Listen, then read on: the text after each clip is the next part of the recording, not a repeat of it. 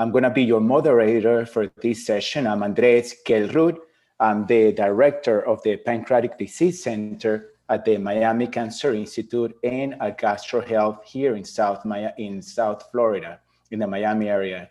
I'm also very happy actually to be here. I'm also one of the people, physicians actually, that have been working with the NPF for years. I would say I remember John, working with John when we met in the first National Pancreas Foundation Fellow Symposium in 2006. And I can tell the fellows that unfortunately we're not meeting live, but hopefully next year we're going to be live. The connections that you're going to meet, the people that you're going to meet, are going to be lifelong friendships, and hopefully it's going to help you initiate many clinical studies and many research projects that you'll be seeing the fruits of your work in the future. So take advantage of conferences like this. Again, hopefully next year it's going to be live, it's going to be person to person, and it's going to be more fun, but I'm so glad that it finally became a reality. So we're going to start with the first talk. The first speaker is going to be Dr. Vikesh Singh from Johns Hopkins University. He's the director of endoscopy in Johns Hopkins, Baltimore. He's also the director of the Pancreatitis Center and the director of the Pancreatic Islet Cell Transplant Program. His topic today is, do etiologies of pancreatitis affect the course and management? Thank you so much, Vic, for being here. Thank you so much, Andreas, and I'd like to thank the National Pancreas Foundation for the opportunity to present to you today. I'd like the audience to know that I myself was an NPF fellow, and I had attended the symposiums in both 2007 and in 2008. And I think these are very formative experiences that have largely led to my choice and career pathway. Next. I do have a few disclosures, but none are relevant to the content of today's presentation. Next. So we're going to go through the current knowledge and to the best of my ability, incorporating some of the best evidence base for how etiologies influence the course and management of pancreatitis. And I'd really like the take-home points to be sort of repetitively stated throughout the talk. So what I'm going to do is sort of highlight a point and then go through some of the evidence. And at the very end, all the key points will be listed again for you to sort of slowly digest. I hope these slides will be made available to everyone who's attending the symposium. So the first point is that alcoholic chronic pancreatitis leads to or I should say patients with alcoholic chronic pancreatitis develop morphologic changes and functional deficiencies more rapidly than those patients with idiopathic chronic pancreatitis. Next. Some of the first studies that highlighted that there are differences in the natural history of disease progression between alcoholic chronic pancreatitis, as well as those patients with early and late onset idiopathic chronic pancreatitis, were published in this study by Peter Layer in 1994. So as you can imagine, that's quite some time ago now, already 27 years have passed. But this study nicely showed in a longitudinal cohort of patients that were followed for an extended period of time, that those patients with alcoholic chronic pancreatitis more rapidly developed exocrine insufficiency, calcifications, and diabetes than either those patients with early or late onset idiopathic chronic pancreatitis. Next. There have been multiple studies that have more or less echoed these similar findings. This is a study that was just published 3 years ago, evaluating a total of 2,037 patients. This had come from a multi-center group in China. And as you can see, that the rate of development of diabetes, steatorrhea, calcifications, as well as pseudocysts and biliary strictures occurred more rapidly and were found in a greater number of patients with alcoholic compared to idiopathic chronic pancreatitis.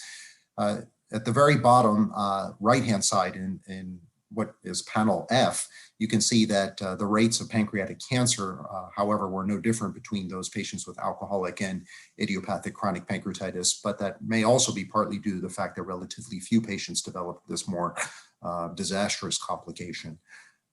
Next. Now, studies have attempted to sort of further refine, in particular, those groups with early and late onset chronic pancreatitis by also adding in the hereditary pancreatitis patients. Let us all remember that the gene implicated in hereditary pancreatitis, otherwise known as the PRSS1 gene mutation, was initially discovered by Dr. David Whitcomb in 1996. So prior to 1996, it wasn't clear that there was in fact even a genetic basis for pancreatitis. And in this study that was published by a German group in 2005, you can start to see that while alcoholic chronic pancreatitis is associated with a more rapid development of calcifications, exocrine insufficiency, and diabetes, that there are now that there is also some similarities between the alcoholic chronic pancreatitis patients and those patients who they're, in this study, they're labeling as idiopathic juvenile as well as idiopathic senile chronic pancreatitis. Next. So the second point I'm going to make is that there is a high prevalence of pancreatitis-associated gene mutations in patients with idiopathic chronic pancreatitis, idiopathic chronic pancreatitis, as well as recurrent acute pancreatitis. Next. There have been now a number of studies done which have shown that the prevalence of genetic variants can be as high as 30 to 60% in those patients with idiopathic recurrent acute pancreatitis, and anywhere between 12 and 43% in those patients with idiopathic chronic pancreatitis. As you can see, I have numerous references here, and this list just keeps growing as more and more patients with idiopathic recurrent acute as well as chronic pancreatitis undergo genetic testing. Next. Some of the best recent data that we've had that actually suggests that idiopathic early and late onset chronic pancreatitis may actually be more or less related to genetic mutations is this study that was just published by the NAPS2 study group looking at genetic mutations in patients in a number of different clinical categories, including early onset idiopathic chronic pancreatitis, late onset idiopathic chronic pancreatitis, light to moderate drinking patients who have chronic pancreatitis, and those patients with established alcoholic chronic pancreatitis. But what I'd like to turn your attention to is the fact that nearly 49% of patients with early onset idiopathic chronic pancreatitis had a genetic mutation, and another 23% of those patients with late onset idiopathic chronic pancreatitis had a genetic mutation, and that was found to be statistically significant difference between those two groups. But it's important to keep in mind that about more than 1/3 of the total number of patients with idiopathic chronic pancreatitis in this study were found to have a genetic mutation. Next. So the next point is differences are seen in the natural history of recurrent acute and chronic pancreatitis between different and even similar gene mutations. Next. Some of the earliest data that supports this is a study from Germany that was published back in 2003, showing that there was differences in the rates of pancreatic duct dilation, diabetes, and calcifications between those patients with SPINK1 and PRSS1 gene mutations.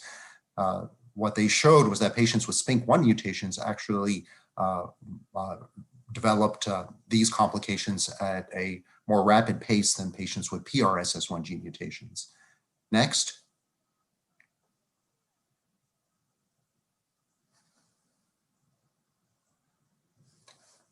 In addition, once you start taking a look at patients with different gene mutations and start adding in environmental factors such as smoking, you can see that you begin to further differentiate the risk of developing complications of chronic pancreatitis from a morphologic standpoint, as well as the functional deficiencies, including steatorrhea and diabetes. And this was recently published in a two-center study by a French and German group just 2 years ago. But you can see here that those patients who seem to have the most rapid development of these complications were actually those patients who carried a SPINK1 mutation were also smokers. So that as well as those patients who had idiopathic CP, who could very well have be carrying mutations that have yet to be discovered and who are also smokers. So just again, highlighting the point that when you begin to add in the genetics coupled with environmental features, you can begin to differentiate patients' natural history towards different complications of chronic pancreatitis. Next.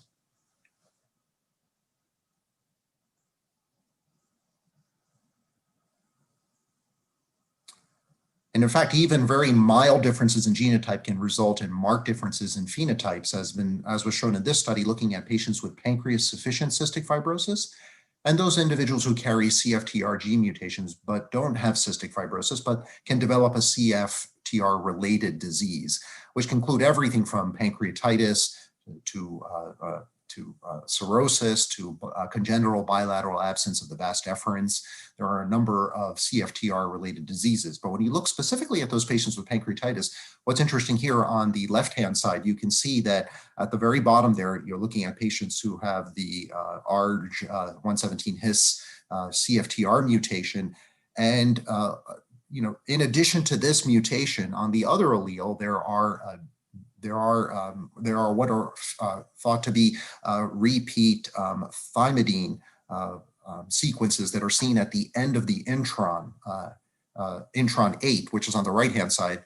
So depending on how the CFTR gene splices, so in other words, if there are relatively few thymidine repeats, then the possibility exists that you could actually create an mRNA transcript that doesn't encode for the CFTR protein. Whereas if there are a longer number of thymidine repeats, it's more likely that you'll create a transcript that can produce or result in normal CFTR protein quantities. But if turning your attention back to the left-hand side, you can see that just a slight change in this can result in very, very different rates of pancreatitis. With the two groups of patients who have clear cystic fibrosis and 5T and 7T alleles having much higher rates of pancreatitis than those patients who have what looks like almost an identical CFTR genotype, but have relatively low rates of pancreatitis at only 4%. Next. So the next point I want to make is that there is a higher incidence of pancreatic cancer in patients with idiopathic or genetic or hereditary chronic pancreatitis compared to those patients with alcoholic chronic pancreatitis. Next. Some of the best evidence for this is a recent study from India, a very large study that followed well over 1,400 patients for over an extended period of time, showed that the pancreatic cancer risk appears to be higher at 10 years in patients with late onset chronic pancreatitis compared to early onset chronic pancreatitis and an alcoholic chronic pancreatitis. So if you look over on the right-hand side, at 10 years, the pancreatic cancer incidence in alcoholic chronic pancreatitis was 0.9%, and those patients with early onset chronic pancreatitis, otherwise known as idiopathic juvenile chronic pancreatitis. In this study, the 10-year pancreatic cancer incidence is 0.2%. And looking at the late onset idiopathic chronic pancreatitis, otherwise here labeled as idiopathic senile chronic pancreatitis, you can see that the 10-year pancreatic cancer incidence is 5.2%. And this study was just published last year, and I think is going to certainly lead to more of us thinking longer and harder about which chronic pancreatitis patients are in fact at the greatest risk of developing pancreatic cancer. Next. In addition, another study from this same center looked at 249 pancreatic cancer patients and 100 controls, and they found that there were no alcoholic chronic pancreatitis patients among those who had pancreatic cancer. However, 26 of the pancreatic cancer patients in this study had idiopathic chronic pancreatitis, who through genetic testing were 16 of them were found to have a SPINK1 mutation. Next. And in fact, if you look at studies that have evaluated the pancreatic cancer risk in hereditary pancreatitis, this was thought to be as anywhere between 19 and 54% based on earlier studies that had evaluated hereditary pancreatitis by the 7th decade of life. But the most recent study by Celeste Shelton and Dr. Whitcomb published from the University of Pittsburgh group showed that the incidence of pancreatic cancer by the 7th decade in patients carrying a PRSS1 gene mutation was actually much lower at 7.2%. Click.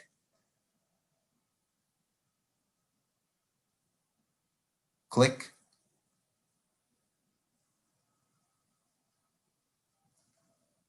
Can someone please click? There has also been the addition of a Japanese study that was just published 3 years ago that looked at patients with hereditary pancreatitis. And they also reported a somewhat lower incidence of pancreatic cancer of 23% among their, what was largely a hereditary pancreatitis cohort. Next slide. Now, one of the differences, one of the reasons for a difference in the pancreatic cancer incidence in these studies may be due to the overall prevalence of patients who are smoking. We know that smokers have a higher risk of developing pancreatic cancer. We know that that cumulative risk is greater than 50% by age 70. It's twofold higher in those hereditary pancreatitis patients who don't smoke, and certainly the cancer can develop much earlier, as early as 20 years compared to those patients who are not smoking. Next slide. We also know that there is an increased risk of pancreatic cancer in those patients who have both chronic pancreatitis and who are carriers of both SPINK1 and CFTR mutations. If you look over on the far right, as well as the far left of this table, you can see that pancreatic cancer among chronic pancreatitis patients with SPINK1 mutations was found in the 37.5% of patients, whereas those who had CFTR and were found to have cancer and chronic pancreatitis, that was found in 12% of patients in these specific studies, but certainly much higher, much lower rates of sporadic pancreatic cancer with either of these mutations, all certainly compared to controls. Next slide. Also, recent data suggests that patients, this is a large cohort study from 2 centers in Europe, also published about 2 years ago, showed that the cumulative incidence of pancreatic cancer is overall low before, but becomes much higher after the age of 50 in those patients who have SPINK1 chronic pancreatitis, as you can see here with the cumulative incidence tables. In addition, click. CFTR and CTRC mutations were found in large proportions of these patients, suggesting that there may be a multifactorial hit that occurs in those patients who are at the highest risks of developing cancer after the 5th decade of life. Next slide.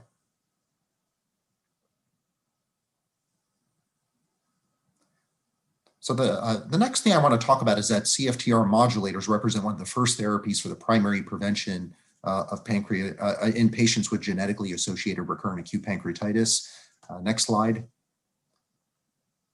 One of the first case series that have been published was by this group from Indiana University that looked at a total of 6 patients, and they showed that those patients who were started on ivacaftor and had a history of recurrent acute pancreatitis no longer had any episodes after they were started on ivacaftor. Next slide.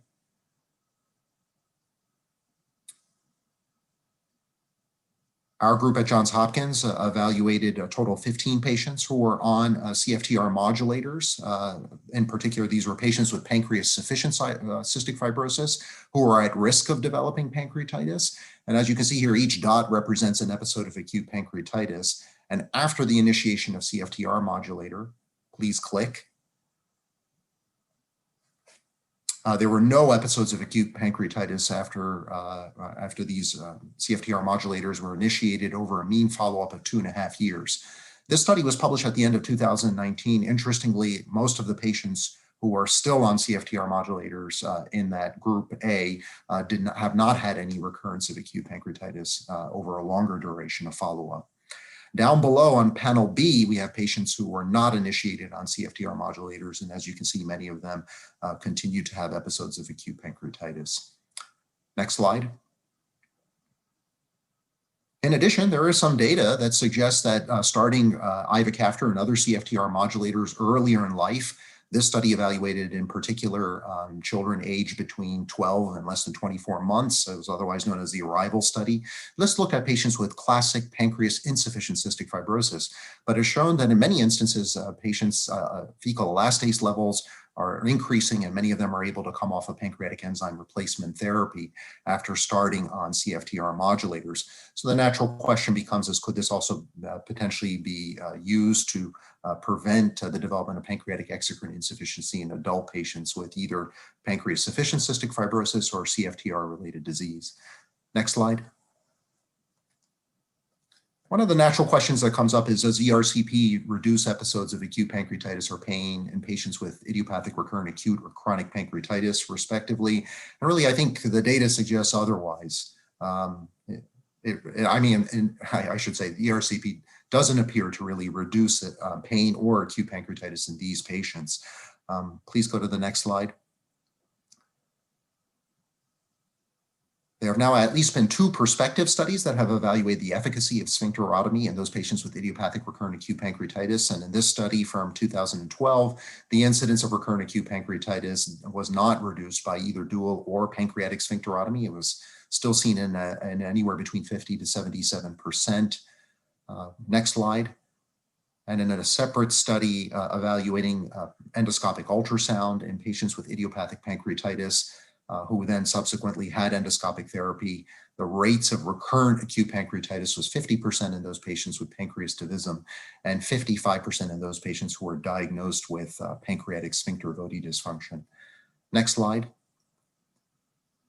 There has in addition been a retrospective study looking at the NAPS2 study cohort, and as you can see, there was really no difference in the number of, in the natural history of idiopathic recurrent acute pancreatitis between those patients who did and those idiopathic pancreatitis patients who either did or did not undergo endoscopic sphincterotomy. Next slide. There is now, in fact, a large randomized controlled trial that is being conducted to evaluate minor papillotomy versus sham in patients with recurrent acute pancreatitis and pancreas divisum, which hopefully we'll have the results from in a couple of years. But it'll be interesting to see if, in fact, minor papillotomy does help these patients reduce their number of acute pancreatitis episodes. Next slide.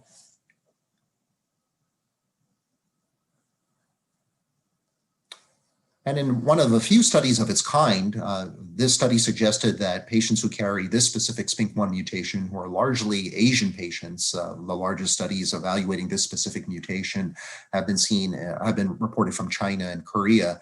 But as you can see, that endoscopic therapy in these chronic pancreatitis patients was not associated with a positive pain response.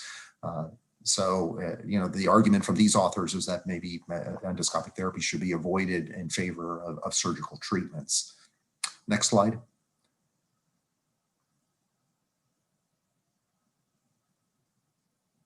Next slide. And what I'd like to finish with is that total pancreatectomy with islet autotransplantation may in fact offer better outcomes for patients with idiogenetic/idiopathic versus alcoholic chronic pancreatitis. Next slide.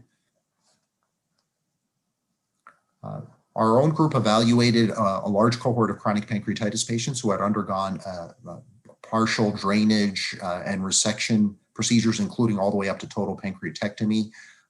And what we found was that in the adjusted analysis, the patients who are most likely to respond to a partial pancreatectomy or surgical drainage procedure were those patients who had a toxic etiology, even after adjusting for severe fibrosis on histology, as well as the presence of calcifications. So the toxic etiology patients are those who are drinking and smoking heavily. They had nearly a 6-fold increased odds of actually responding to a Fryer or Whipple procedure compared to those patients who had a non-toxic etiology for their chronic pancreatitis. Next slide. And in fact, there's been data that was presented. This was from the University of Alabama group and published now almost 8 years ago, where they evaluated 100 TPIAT patients. This is a total pancreatectomy with islet autotransplantation. Among this group, there were 30 with alcoholic chronic pancreatitis and 70 with non-alcoholic pancreatitis. And they showed that there were significantly lower islet yield, higher risk of islet isolation failure, lower quality of life, and less improvement in pain at 2 years in the alcoholic chronic pancreatitis versus the non-alcoholic chronic pancreatitis group. Next slide.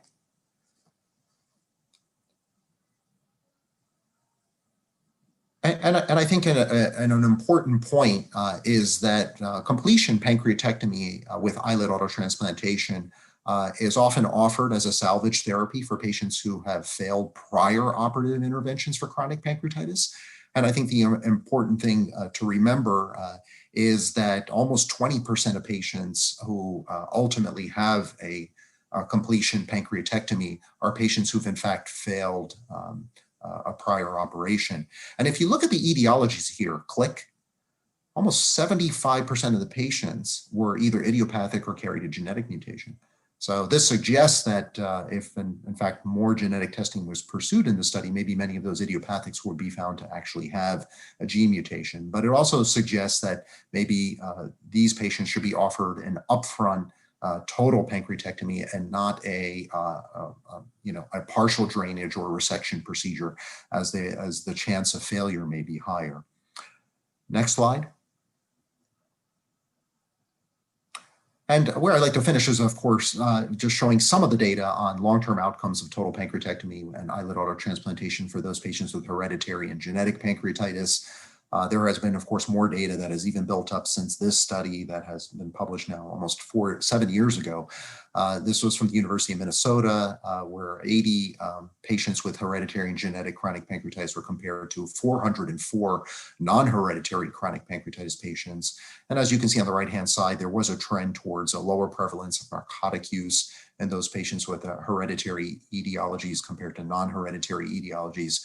One of the big problems always becomes when you compare these two groups of patients is how long have patients had disease, because that can certainly affect the amount of background fibrosis that's found in the pancreas at the time of the operation, as well as the robustness of the islet yield, because we do know over time and with increasing fibrosis, there will be a smaller quantity of islets that can be harvested from the gland and used to potentially allow the patient to have potentially a longer period of insulin independence.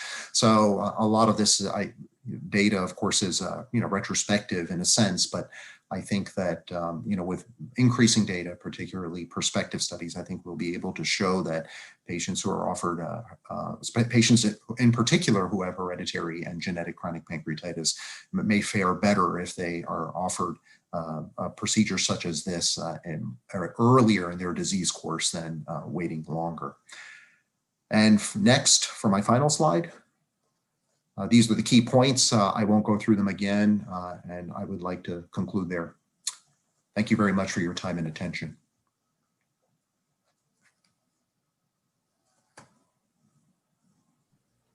Dr. Singh, thank you so much for this excellent review. You have covered a lot of information. I'm sure you're going to be generating a lot of questions and some controversy here, but it was great. Thank you so much again. Thank you. Moving to the next, thank you.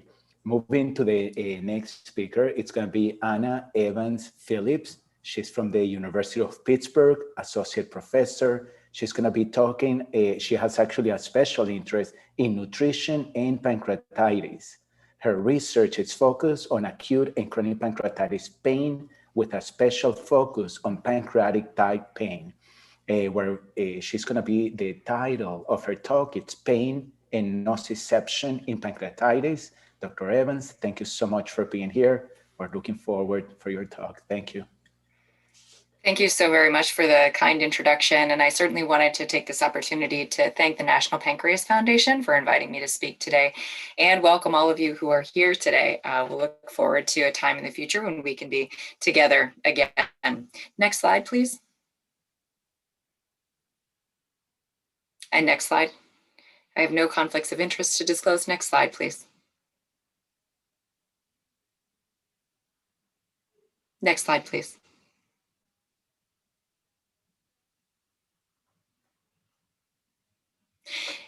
By way of brief orientation this morning, first we'll be talking briefly about pain and acute pancreatitis, since pain is a hallmark of disease in the pancreas across the spectrum.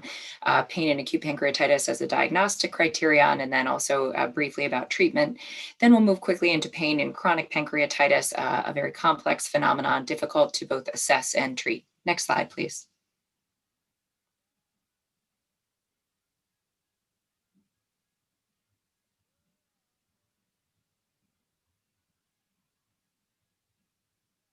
Next slide, please. Next slide, please. Pain in acute pancreatitis, again, is one of 3 diagnostic criteria, as you all may know. Oftentimes, this is epigastric pain that is radiating to the back, accompanied by at least one of 2 other criteria in order to meet the diagnostic criteria for acute pancreatitis. These are amylase or lipase greater than 3 times the upper limit of normal, as well as a CT or other cross-sectional imaging showing evidence of pancreatic inflammation, like you see in the lower right-hand side of the screen. Etiology of pain in this phenomenon, of course, can be due to multiple factors, but this would include inflammation and local tissue destruction. Next slide, please. This slide shows us the wide variation in pain management practices across the world. This study is the data from this study actually comes from a group of collaborators across the world actually studying the natural history and then treatment patterns in acute pancreatitis. Across the top of the table, what you see are the different regions of the world in which the study was done. And on the left-hand column are different aspects of supportive care. Now, regarding inpatient pain management in particular, what you'll see is wide variation in the use of different pain management therapies, including NSAIDs, tramadol, and then opioid therapy across the different regions. One factor to highlight actually is that in North America, we see approximately 92.5% of patients receiving opioids as inpatient. And so that's a major component of our therapy for pain in North America. However, this is much lower percentage of patients receives opioids in other parts of the world. Next slide, please.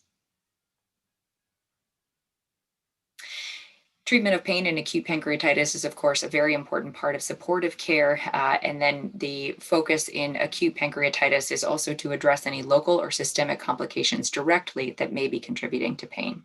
Next slide, please. Next slide, please. Chronic pancreatitis is a fibroinflammatory disease of the pancreas. It is a disease that occurs as a result mostly of inflammation that does not heal or improve, and it represents permanent damage to the pancreas that often manifests with chronic abdominal pain and sometimes the inability of the pancreas to make digestive enzymes or hormones for serum glucose control. It's important to know that there are multiple different diagnostic criteria for chronic pancreatitis. There is a consensus definition, but there is not a universally agreed upon definition or diagnostic criteria that is used, again, universally. However, there is a consensus definition that is commonly used, including things like pancreatic calcifications, other imaging criteria that we refer to when making this diagnosis. Next slide, please.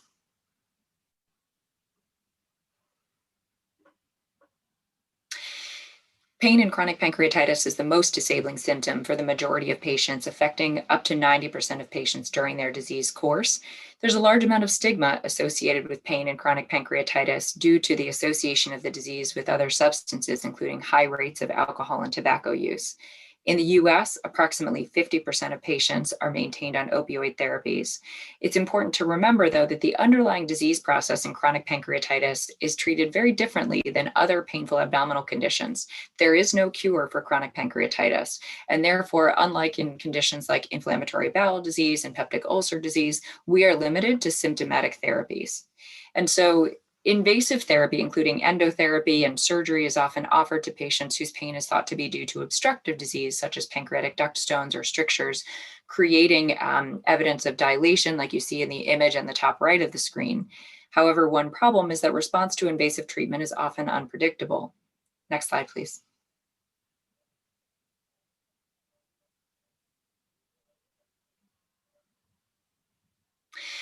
Pain patterns in chronic pancreatitis have classically been divided into 2 main categories. These include type A pain, which consists of short-lived pain episodes of varying severity that are interrupted actually by long pain-free intervals that can be months or sometimes years long for patients.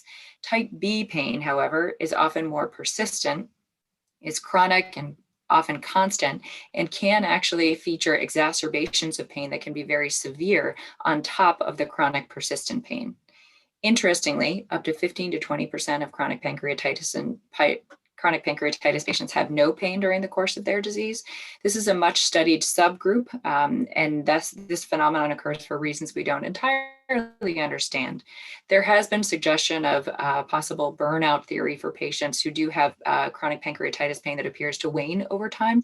However, a more recent analysis from this year, actually published in Pancreatology, does not show a consistent correlation between disease duration and pain overall, suggesting this phenomenon may not be as widely experienced as previously believed. Next slide, please. Numerous studies have shown lower quality of life in chronic pancreatitis patients with pain, and this is a big effect. Chronic pancreatitis patients who suffer from pain reliably have lower global health scores, higher rates of disability, rates of hospital admission, and pain medication use. We know also that both constancy and severity of pain are important determinants of quality of life.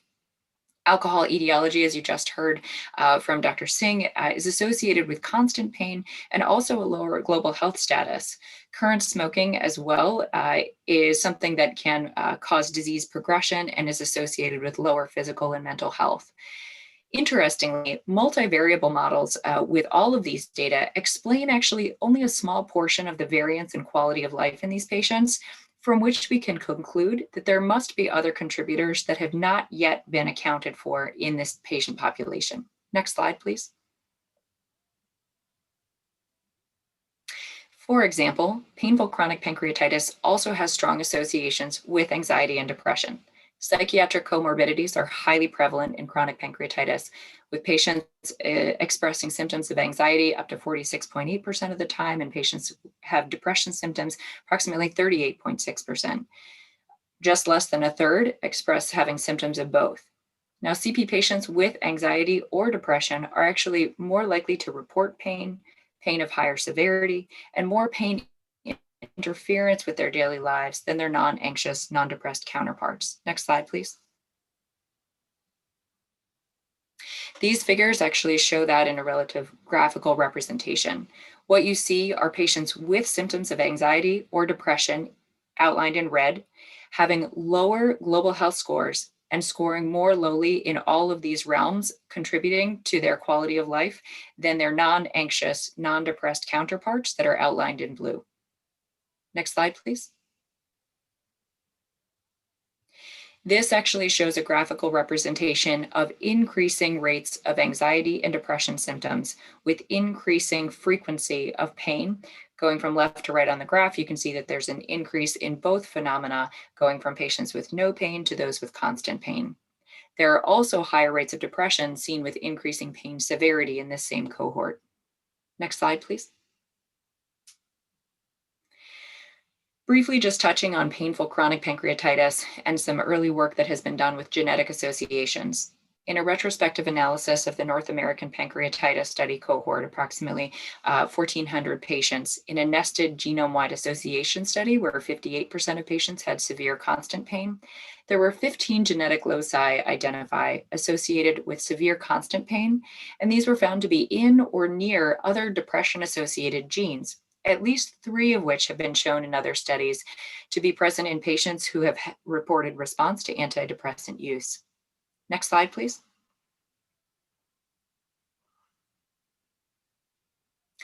Now, the assessment of pain in chronic pancreatitis is a very difficult process. It's important to note that there is no prior validated, thorough, pancreas-specific tool for pain assessment in chronic pancreatitis. It's also important to note that clinical pain symptoms actually correlate very poorly with pancreatic ductal morphology and other pancreas gland morphology on imaging findings, meaning that you can't simply look at cross-sectional imaging and be able to tell what kind of pain experience patients are having. Now, there is a quality of life tool that exists that is wonderful and validated called the Pancreatitis Quality of Life Instrument. And in order to address the need I mentioned above, there's actually ongoing development and validation of a tool called the Comprehensive Pain Assessment Tool for Chronic Pancreatitis, or the COMPAT, which is attempting to address this exact need. Now, the graphical representation below, actually, and I apologize for the small size, just shows across the top, actually, other pain assessment tools that have been used in chronic pancreatitis. And in the left-hand column, different aspects of pain that should be assessed in this patient population. The gray boxes show which aspects of pain are addressed by these other more general pain assessment tools. And you can see just from a glance that none of them actually address the important aspects of pain in chronic pancreatitis in a thorough fashion. So the COMPAT actually, again, which is in development, is designed to address exactly this. Next slide, please. Treatments for painful chronic pancreatitis all start essentially with medical treatment to begin with. Now, the foundation of treatment of chronic pancreatitis is alcohol and tobacco cessation in all patients. Both of these will continue to cause disease progression over time. And that, again, is the foundation of therapy for these patients. Most patients are started on the World Health Organization ladder of analgesics, which you see pictured to the right, starting with non-opioid analgesics and then moving through opioids towards more invasive therapies or interventions. There is evidence to suggest that gabapentinoids, so pregabalin or gabapentin, can be very effective in treating neuropathic pain, which is another aspect of pain in these patients. SSRIs and SNRI therapies have been used actually more extensively in other countries than in the US, but are often used to treat concomitant symptoms of pain, anxiety, and depression. Pancreatic enzyme replacement therapy and vitamins are often used to treat symptoms of exocrine pancreatic insufficiency, again, concomitant to chronic pancreatitis that is painful. And there's some discussion about use of antioxidants in the literature, but data on its efficacy for pain is highly mixed. Now, invasive treatments, including endotherapy or surgery, are on the right-hand side of that progression in terms of pain treatment. These are performed more commonly at tertiary referral centers. And the main thing here is just that between 1 and 2/3 of patients will undergo some kind of invasive intervention over the course of their disease. Next slide, please.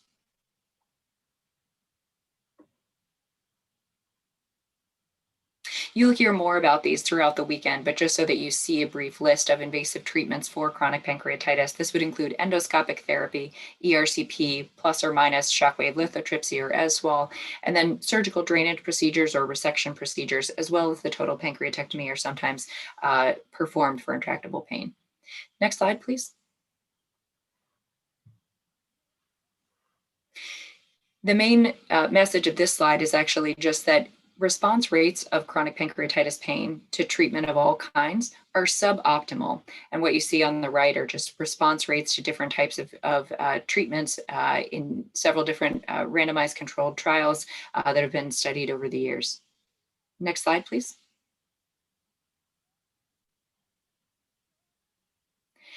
The durable pain response to invasive treatment indeed is problematic. And so up to 60% of patients who undergo otherwise technically successful therapy have been shown to have recurrence of pain afterward.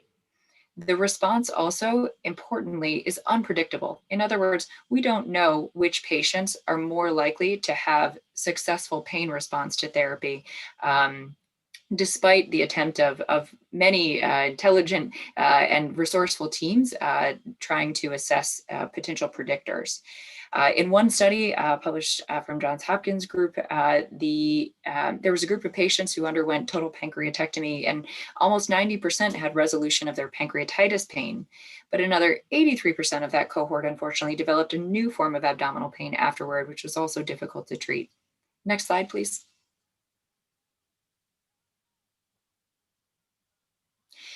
This slide shows a rather exhaustive list, actually, of predictors of outcome to therapy. As you heard Dr. Singh mention, there have been numerous studies, and he highlighted a few, where there have been predictors identified showing more or less likely successful response to certain invasive therapies.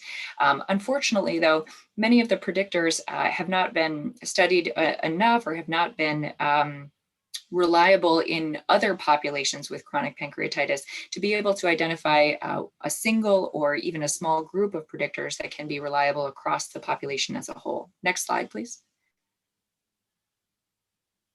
This brings us back actually to our understanding of pain in chronic pancreatitis from baseline. So chronic pancreatitis pain, of course, results from multiple mechanisms: fibrosis of the gland, neuropathic pain, ductal obstruction, but also a phenomenon that we know of called central sensitization. This is something that has been difficult to assess as a contributor to CP pain over the entire history of our knowledge regarding the disease. Now, central sensitization refers to a hyperexcitability in the central nervous system, representing a functional reorganization of the cerebral cortex. This is due to neuroplastic and neuropathic changes that occur in response to persistent visceral and somatic pain stimuli. And the incomplete pain response that we see to otherwise successful local chronic pancreatitis therapies is thought to be due at least partially to central sensitization. Next slide, please.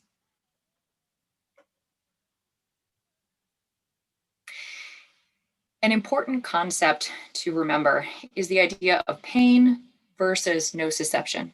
So pain is a subjective and emotional response that is associated with actual or potential damage. This differs actually from nociception, which is specifically the response of the sensory nervous system to harmful or potentially harmful stimuli. And so differentiating between these two concepts, due to the subjective nature and the emotional aspect of pain, it's actually very unlikely that there will ever be a reliable biomarker for pain itself.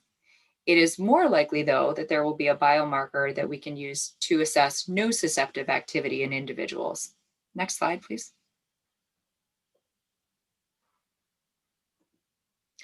And so this brings me to the concept of quantitative sensory testing, which is a tool that we have adapted at the University of Pittsburgh in collaboration with Dr. Singh at Johns Hopkins, our group in Denmark, and then other teams at Ohio State and Indiana universities.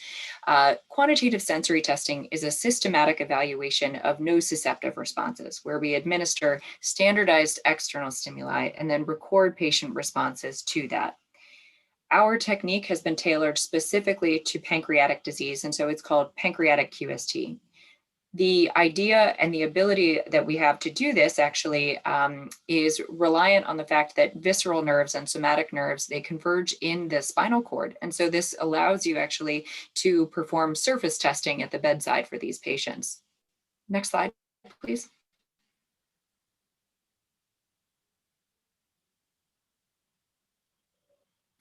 The technique was developed first testing a group of controls and then doing a cross-sectional evaluation of patients with chronic pancreatitis. In the cross-sectional evaluation of patients with chronic pancreatitis, what we were able to do was actually separate the group of 141 patients with chronic pancreatitis into 3 separate phenotypes. In the pie graph on the right, what you see is in the red section, approximately 1/4 of patients have evidence of what we would call widespread hyperalgesia, or a hypersensitivity that appears actually to be supratentorial and evident of central sensitization. Approximately a little less than 1/3 have segmental hyperalgesia, nerve changes specific to the pancreatic area, but not yet spread to the central nervous system. And then normal pain processing was present in the remainder of patients, a little less than half. Next slide, please. The presence of central sensitization, as indicated by widespread hyperalgesia, was associated actually with pain pattern in chronic pancreatitis patients, pain severity, and also opioid use, but importantly, not associated with psychological variables, including conditional or situational catastrophizing or anxiety or depression. Next slide, please. This just shows in a graphical representation on the left, again, the association of hyperalgesia with specific pain pattern in patients. And then on the right, the fact actually that patients with widespread hyperalgesia or evidence of central sensitization also have lower quality of life than their counterparts with normal pain processing or segmental hyperalgesia. Next slide, please. This just highlights the fact that it appears feasible actually to phenotype chronic pancreatitis patients according to level of nociception and identify central sensitization in a specific subgroup. Patients with central sensitization appear to have more pain and lower quality of life. Again, importantly, these sensory profiles appear to be identified independent of psychological variables, which is an important thing for us to be able to identify in terms of being able to potentially predict outcomes to therapy. Next slide, please.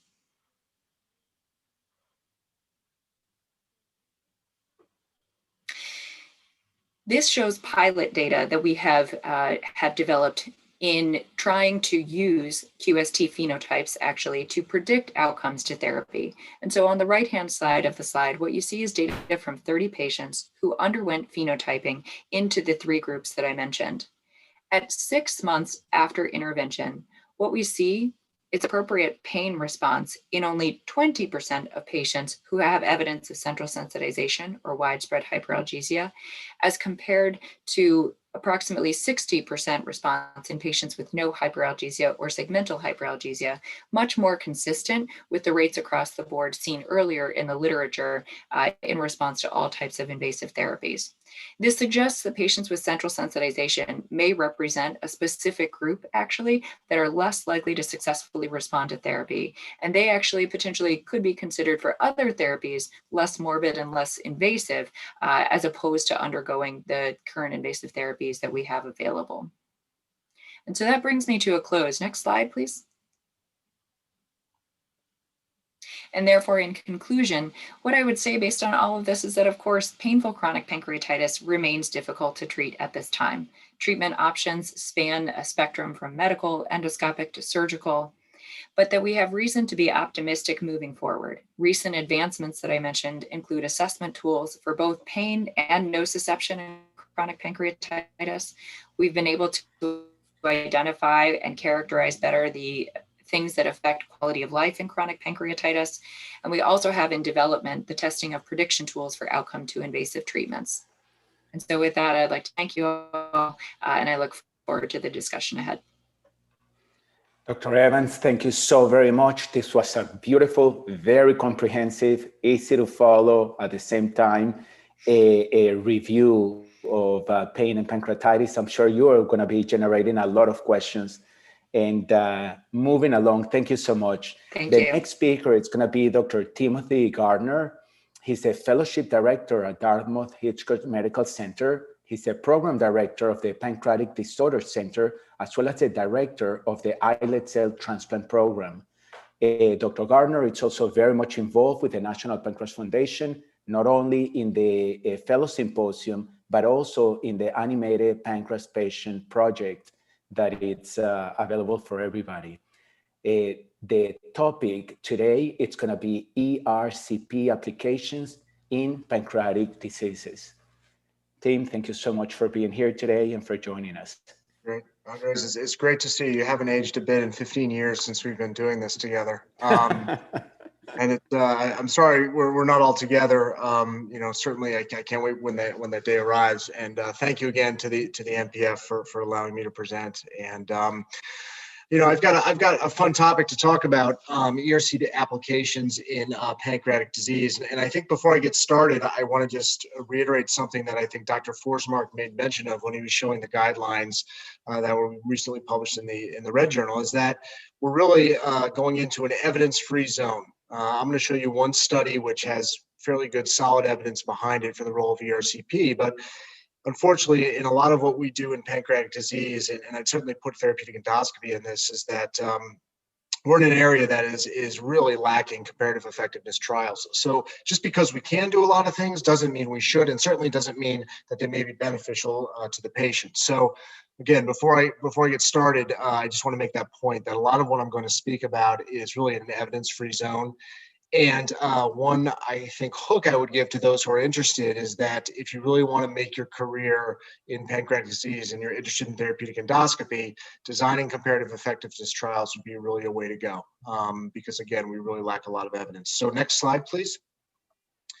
So I'm going to have basically 3 different areas of concentration for pancreatitis. We're going to speak about ductal disruptions initially, then talk about pancreatic stones, and finish with strictures. And I guess another overlying point I'd like to make to everyone is that when I talk to my fellows, I make 2 points when it comes to ERCP. One is that the ERCP scope is actually attached to a patient. Okay, so people love to go ahead and do these ERCPs on folks, but don't forget that you're actually doing this to a patient, and it's really, really important that you keep that in mind, that this is not a benign tool oftentimes. So you have to always keep that in mind. And then 2 is that generally in pancreatitis, ERCP is a 4-letter word, meaning we shouldn't use that. So basically, you have to have very good reasons to be doing ERCPs on patients. And most patients with pancreatitis, especially acute pancreatitis, but even some chronic, chronic, certainly we should be avoiding ERCP at all costs. So when we do need to use it, it's a very effective and important tool. But in most cases, I would tell you to be very careful when you're doing ERCPs on patients with pancreatic disease. Next slide, please.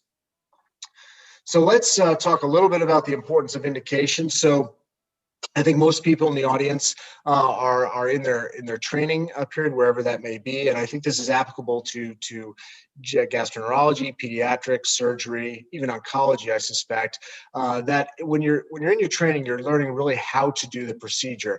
Click, please. Subsequently, in the first 5 years or so, I would say out of training, you're learning when to do the procedures, and click next. And then the rest of your career, you're learning when not to do the procedure. And as I look at myself here and I have more and more gray hairs, I think each one of those represents a person I gave post-ERCP pancreatitis to. So what you really spend time as you're going along is learning how, learning when to do it, and then remembering towards, as you go through your career, when not to do the procedure. So that's a really important message, I think, when we talk about ERCP. Next slide, please.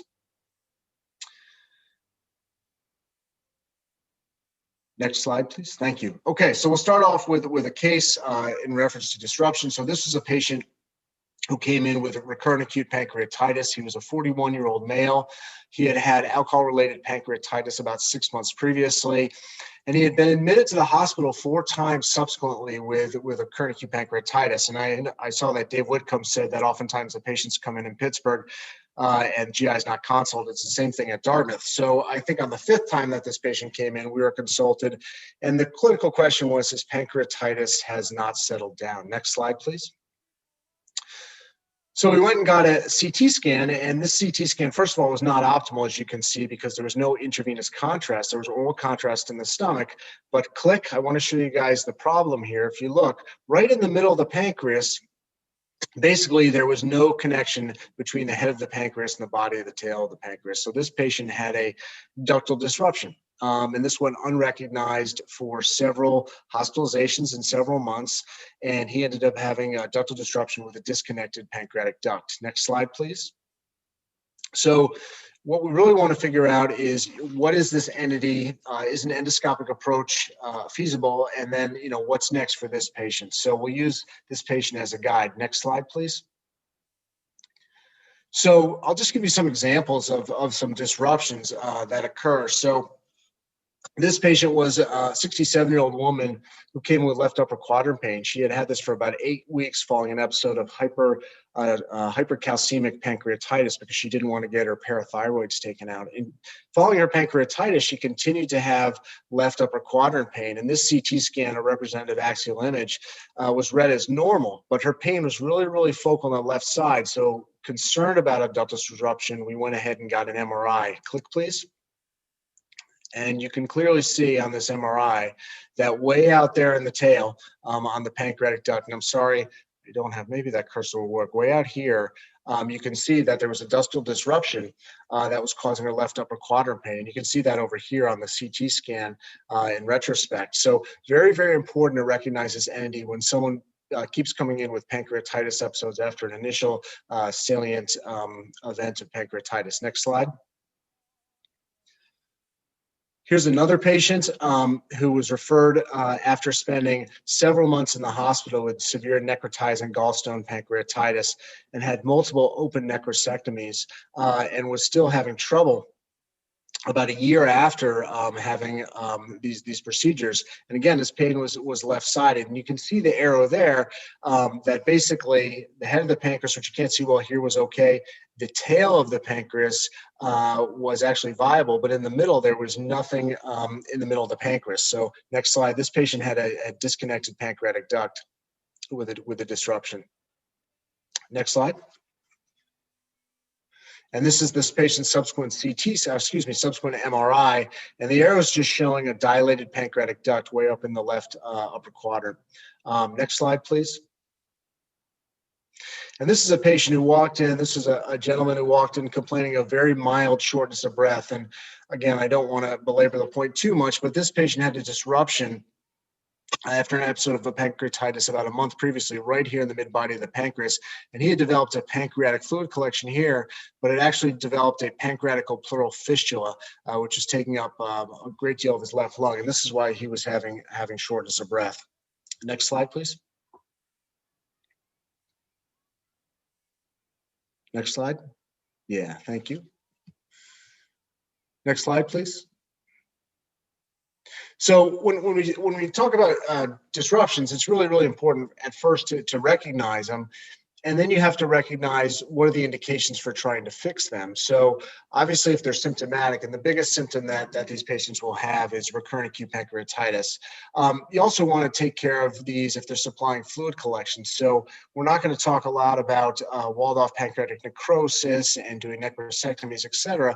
But it's really important when you drain these big fluid collections that you get rid of the supplying fluid that's causing these things to expand. So oftentimes that'll be the result of a ductal disruption that you have to go ahead and take care of. And then obviously you want to have the technical expertise to perform these repairs. Next slide, please.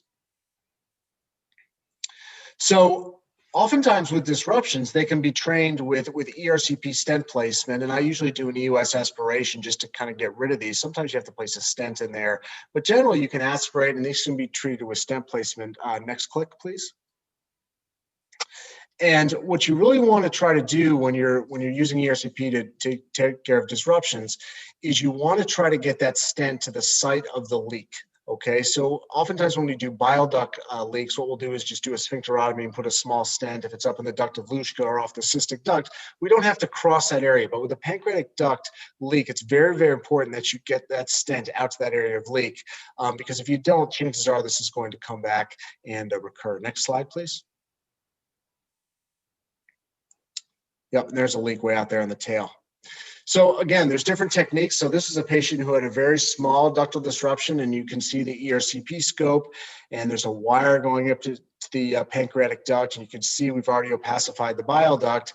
And on the left, you see the collection here with a wire circling around it. And eventually we were able to get that wire up beyond that collection into the more proximal pancreas and go ahead and put a stent in there, which you can see right there. So that's a way to palliate smaller collections. Next slide, please.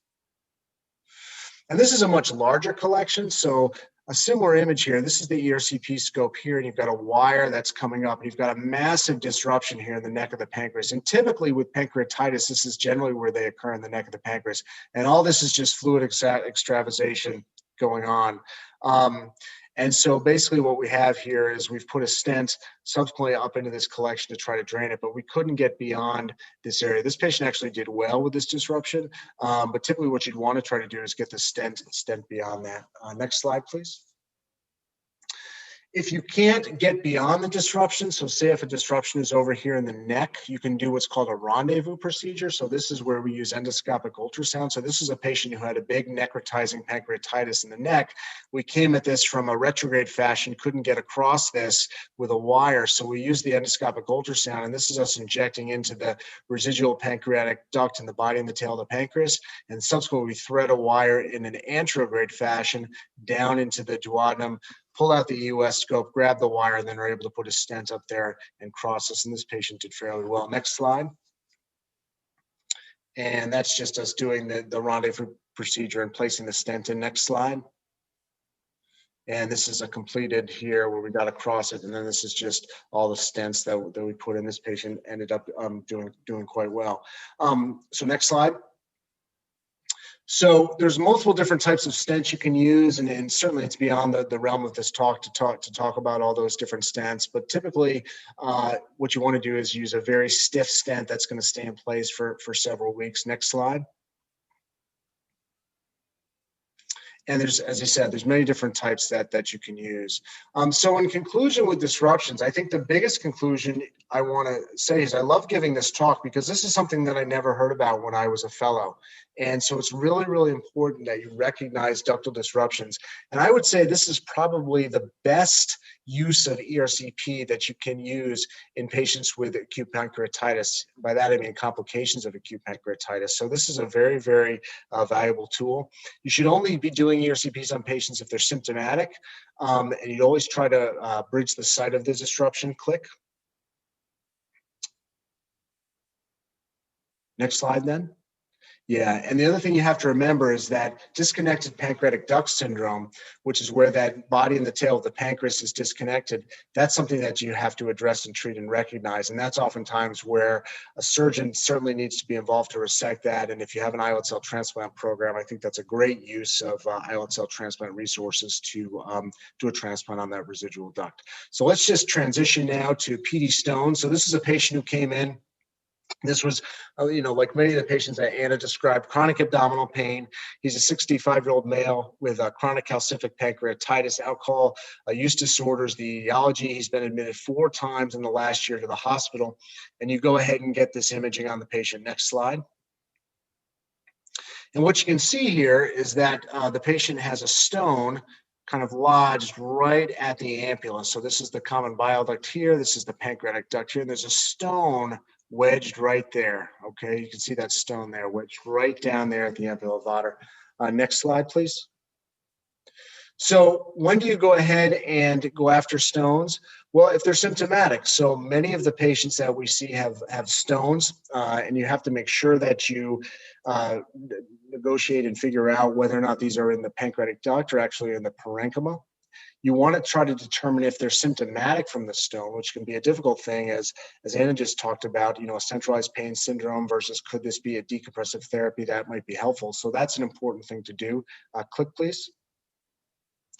You want to see, again, if you have evidence of increased intraductal pressure, and usually the only way to determine that is if there's dilation of the ducts behind the stones. So that's a really important component. Next slide, please. And you obviously want to have the technical expertise available. So very important when you talk about stone techniques to make sure your intervention will help. So this is another picture of a patient, a similar coronal image, and you can see here these massive stones, wedged in here. And I didn't show you kind of the residual pancreas here, but this patient had no dilation beyond this. So you look at this and you say to yourself, well, I potentially could do this. I could potentially get these out. It would be a big deal to get these out, but should I? And that's why it's really, really important to understand the pain pathways and why these patients may be in pain, and really make sure that your intervention will help. Because pancreatic duct stones, as opposed to bile duct stones, as any therapeutic endoscopist will tell you, are generally much harder to get out. They're harder, they're more dense, they're more spiculated, and they're much, again, more difficult to remove than biliary stones. Next slide. And we have multiple different techniques when you do decide to get these out. You're hoping that the easy way to do this is a stone right at the ampulla vater, where you can just do a sphincterotomy and remove these with baskets. So here's an example of a basket here. This is a patient here who we did with spyglass, who's got a nice basket around the stone that we can remove. I mean, that's a dream. If you can do a sphincterotomy and sweep out with balloons or baskets, that's really, really important and a nice technique. Next slide. Unfortunately, these techniques oftentimes don't work, so you have to resort to lithotripsy techniques. And Anna made mention of extracorporeal shockwave lithotripsy, which is something that's usually, in most centers, it's done by the urologist. So oftentimes you have to coordinate with the urologist and get shockwave lithotripsy. And then typically what we'll do is we'll bring those patients in the next day or even the afternoon of a morning as well session and try to get out those fragmented stones. Next slide, please. The technique that I like to use is electrohydraulic lithotripsy, where you basically have a through-the-scope probe that you can use. That's very easy to use under spyglass direct pancreatoscopy. And you can actually just really break up these stones quite nicely. It's a very simple, easy technique to use. And so this is what I think more and more centers are using to break up pancreatic stones as opposed to shockwave lithotripsy. Next slide, please. We don't have the Homian laser lithotripter at our center, but this is another technique that you can use, again, under pancreatoscopy and using a laser to break up the stones. Next slide, please. But again, what this really gets down to is should we even be doing this as therapeutic endoscopists? And we're writing the ACG guidelines. You know, this was an area of controversy, and remains a very big area of controversy, this famous study. So I told you guys that we're entering an evidence-free zone here, and this is certainly the one evidence that I think really drives home the point that I personally think that in most cases a surgical drainage procedure on stones that are difficult to remove is better than an endoscopic one. It's from this study. Can we show the next slide? So this is the results. This was a New England Journal study. It's very widely cited. I think it's about 10 years old now, and there is a nice follow-up study from gastroenterology. But basically what they took is patients with chronic pancreatitis who had stones that were impacted, thought to be the etiology of their pain, and they basically just randomized them to endoscopy versus surgery. Not a lot of patients. Again, guys, this is the best we have for comparative effectiveness, 19 versus 20 patients.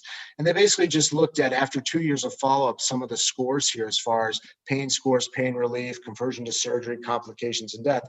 And there was no brainer that surgery did a much better job. And this is a pancreatic jejunostomy compared to ERCP with a stone relief. So again, if I have a simple stone that I want to get rid of, I'll go ahead and do it.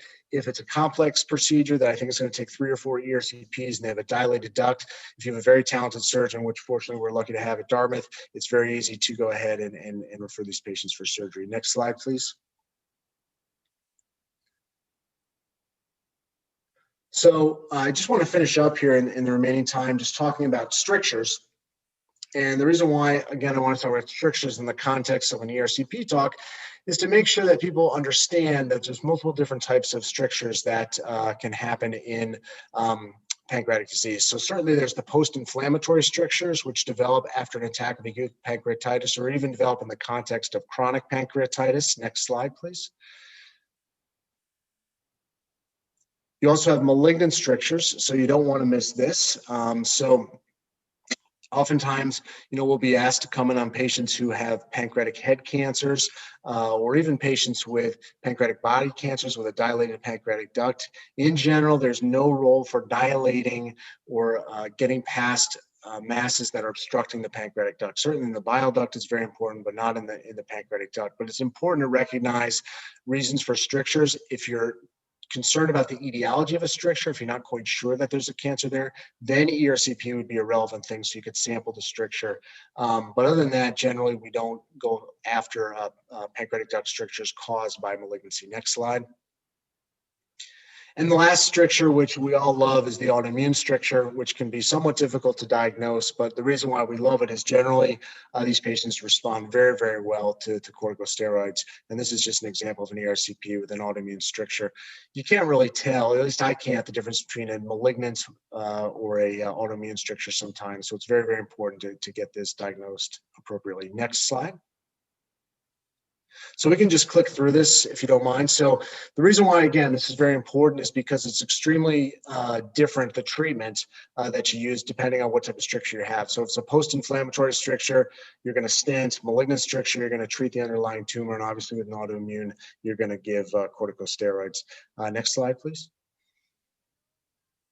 And again, there's multiple different types of stents when you really want to treat a stricture, and it's important that you recognize these stents if you're doing these procedures, that you spend a long time before you even put the scope in your hand, understanding what types of stents you can use, various stiffnesses, various shapes and sizes. Next slide. So with stenting, generally you don't have to dilate these. Next click, please.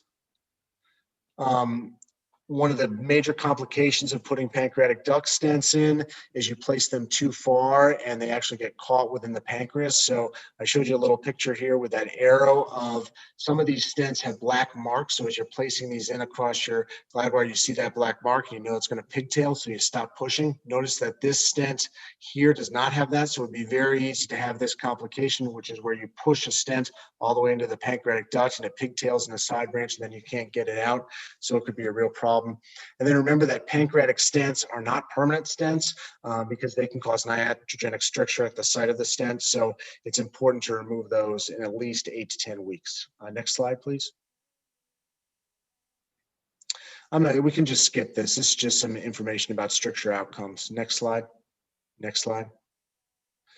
So just remember that with stent complications are certainly there. You can, as I said, get iatrogenic stricture at the distal margin. Pancreatitis is something that anytime you're manipulating someone with a history of pancreatitis and you're working on their pancreas, the risk of post-ERCP pancreatitis is quite high. The stents can migrate certainly, and anytime you're placing stents, you can get duct leaks or ductal injuries. Next slide.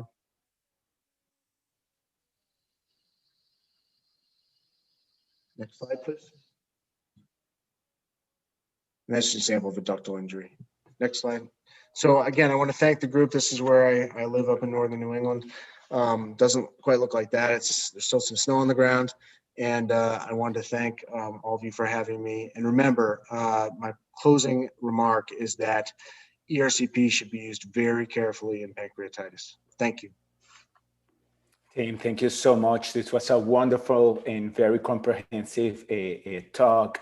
I would like to invite the other speakers, Dr. Singh, Dr. Evans, to join us. To the people here, the participants, please feel free to ask questions. And we have, we're going to have to cut the question and answer a little bit shorter because we are a little bit behind time. But quick question here for Dr. Singh. Any data on the risk of vaping in pancreatitis? You did a beautiful job talking about smoking, but any data there on vaping? I see a lot of my patients that they were able to stop smoking, but now they're coming back saying that they're vaping and that they feel great, no pancreatitis. What's the risk? Yeah, that's a great question. I don't think there's any studies specifically evaluating vaping, but one could, I guess, surmise that it's the metabolites of nicotine, right, that pose the risk in terms of developing acute or recurrent acute or chronic pancreatitis for that matter. So I guess one could project that maybe, you know, long-term vaping probably doesn't have any decreased risk compared to smoking. But again, I think we probably need a little bit more data on that. That's good. That's fair. Actually, a very good question here for Dr. Evans. Any data on cannabis and the treatment of pain in chronic pancreatitis? I think we have an exciting group of fellows here. That's a very, that's an excellent question. Right now, we are still lacking, I think, definitive evidence about the effects of cannabis, medical or otherwise, actually, in chronic pancreatitis, especially in its effect on pain. I think there are a couple of reasons for that. One being just that with the advent kind of a new era of legalization of cannabis in many locations, there's more and more widespread use, certainly over the last decade, but even over the last few years. Cannabis, of course, has the effect that many people have an increased appetite with it. And so with regard to the effect of postprandial pain in chronic pancreatitis, that can be an issue for a lot of patients. I think actually Dr. Gardner might be able to comment based on a study that I know their group had done in patients looking at cannabis use and effect on pain. I don't know if you want to comment on that specifically, Dr. Gardner. I mean, I could. I mean, it wasn't a very good study. It was a retrospective study looking back on, on patients who were prescribed cannabis. But I found it as kind of my go-to when all the other things I'm trying to offer are failing, like antioxidants, like some of the nerve modulating drugs, et cetera. Before I choose opiates, we have a really active medical cannabis community up in Vermont, New Hampshire. So we just found that that's a better place to start for patients who are refractory and aren't surgical candidates rather than go with opiates. I think that's a great answer. And I guess, yeah, what I would say is that I wanted to highlight your study because, specifically, we do really have a lack of data. And I think that's an area of exploration in the future. Anecdotally, I can say that many of our patients in Pittsburgh are exploring that simultaneously as an option. And so when they go to pain management clinics and so forth, it is often offered as an adjunctive therapy. So routinely, I'm certainly asking my patients whether they're using CBD products or medical marijuana in order to be able to collect more data. Just for our own experience. Good. Dr. Singh, would you like to answer the question that you're typing there, the answer, that it's an anonymous attendee regarding your thoughts on celiac plexus neurolysis? for chronic generally celiac plexus neurolysis is reserved for cancer, and celiac plexus blockade using steroids is used for benign conditions such as chronic pancreatitis. One of the reasons we avoid celiac plexus neurolysis in patients with chronic pancreatitis is the alcohol tends to result in a desmoplastic reaction that may make future or subsequent surgery more difficult because the actual planes of the pancreas and the surrounding tissues may be very difficult to dissect from one another. So that's been the traditional thinking behind avoiding alcohol in patients with chronic pancreatitis. But in general, I would say, my enthusiasm over time has been tempered for the use of celiac plexus blockade in patients with chronic pancreatitis, as I think most of the previous studies were not well conducted. It's not clear if all the patients who were actually enrolled had chronic pancreatitis. In fact, many of those studies had patients with minimal change. And the most important point is that none of them are sham controlled. So if you're going to conduct a randomized controlled trial of an intervention for pain, let's be aware of the fact that systematic reviews suggest that interventions for pain carry a sham response rate of anywhere between 60 to 70%. So until we have a good sham-controlled trial of celiac plexus blockade and chronic pancreatitis, I think it'd be very difficult to know whether the benefit you're getting is simply a sham response or a true effect of the intervention. That's good. Yeah. Actually, there's an excellent question also from Dr. Dana Anderson. If the results of genetic studies inform the choice of treatment and the effect of the severity and course of the pancreatitis, should all patients have genetic testing? I don't know if any of you want to take that answer, but I think this would have been a great question for Dr. Whitcomb. I actually think, I can take a crack at that. I mean, it's an excellent question by Dr. Anderson. My personal practice is to pursue genetic testing in anybody who I deem as having idiopathic pancreatitis. Mm-hmm. But I completely agree that if a pancreatitis is truly a complex disorder where there are both environmental and genetic contributions, it's quite likely that even in most patients who have alcoholic pancreatitis or smoking-related pancreatitis, that there's probably genetic variants that are found in those patients that make them more susceptible. That's probably why only 4% of heavy drinkers get pancreatitis, right? The other 96% don't. So there must be a second hit. But I think that given the fact that there's a high, genetic testing has traditionally been high cost, not necessarily widely available, and people have had difficulty thinking about how to incorporate it and use it in clinical practice, I think there's been a lot of reluctance to pursue it. But in those patients who have bona fide genetic, either recurrent, acute, or chronic pancreatitis, I think it's very fair to get genetic testing. I think the obvious place where it most immediately changes management is if you find out somebody has cystic fibrosis. In fact, I've diagnosed 5 patients maybe over the last 10 years who actually have CF and their only manifestation is pancreatitis.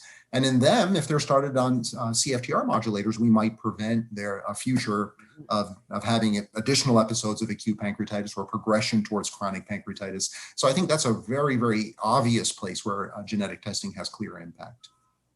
And I would also like to add actually to your answer that nowadays genetic testing, it's not what it used to be before. Nowadays, it's a very cheap test, and it's not a $2,000, $3,000 test.